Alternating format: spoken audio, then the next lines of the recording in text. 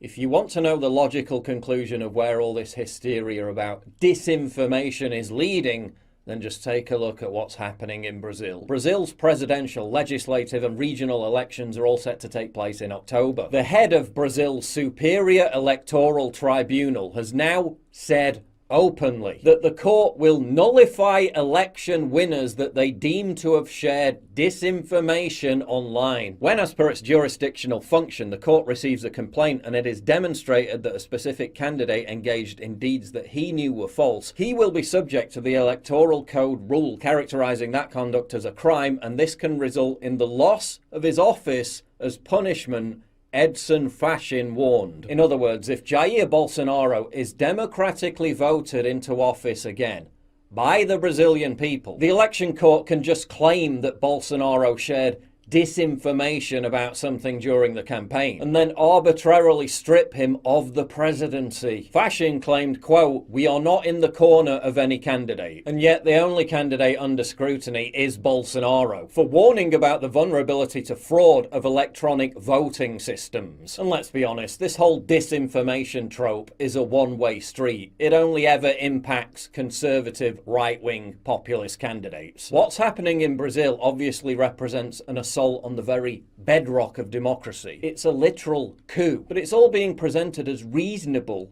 under the guise of stopping the spread of disinformation. And it all comes back to the same point time and time again. Who decides what's disinformation?